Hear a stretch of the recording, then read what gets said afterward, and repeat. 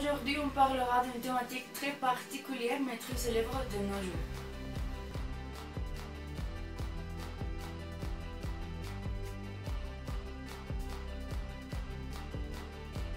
Je m'appelle Valentine et bienvenue. Dans un premier temps, j'aborderai l'explication de l'intelligence artificielle, quelques types et quelques exemples. Ensuite, je donnerai mon point de vue et finalement quelques mots de conclusion. En parlant d'une explication pour l'intelligence artificielle, l'intelligence artificielle ou IA représente l'ensemble des techniques ou méthodes mises en œuvre pour simuler l'intelligence humaine dans le but d'en limiter leur comportement. Il existe deux types d'intelligence artificielle et la première c'est l'intelligence artificielle faible.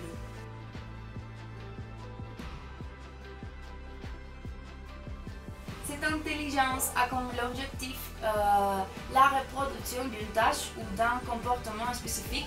Elle est conçue pour n'effectuer que la tâche pour laquelle elle a été programmée. Et un exemple de ce type d'intelligence peut être Siri, car ces programmes ont été créés dans un but spécifique et ne sont pas amenés à évoluer au fur et à mesure de leur utilisation. Et d'autre part, on a l'intelligence artificielle forte. Cette intelligence est la plus proche du comportement humain et ils apprennent très facilement à s'adapter et à évoluer en partant des choses simples pour arriver à des choses complexes. Un exemple peut être la voiture autonome qui est capable d'analyser une situation afin de prendre une décision, s'arrêter, freiner, tourner, etc. Mais un autre exemple est la robot Sophia qui, d'après les scientifiques, peut être commun en 2040 ou 2050, mais évidemment, il pourrait passer bien avant ou bien après.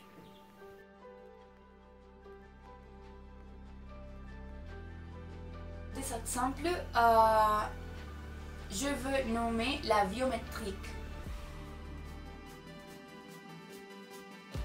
Cette intelligence peut identifier, mesurer et analyser le comportement humain et les apparences physiques de la structure et la forme du corps, et aussi la reconnaissance du voix, du toucher, d'images et du langage corporel.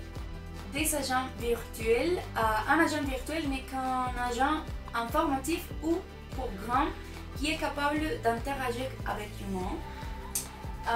Les chatbots sont un exemple très connu et aujourd'hui les agents virtuels sont utilisés pour le service le client et un support.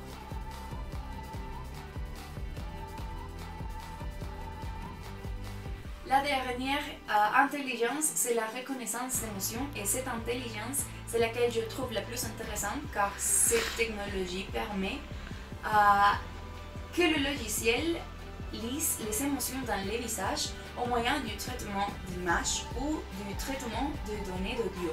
Par exemple, la police pourrait l'utiliser pour essayer de détecter plus d'informations sur quelqu'un durant un interrogatoire, mais aussi cette technologie a une ample gamme d'applications pour les spécialistes en marketing. Il augmente constamment la quantité de compagnies en travaillant dans cette zone.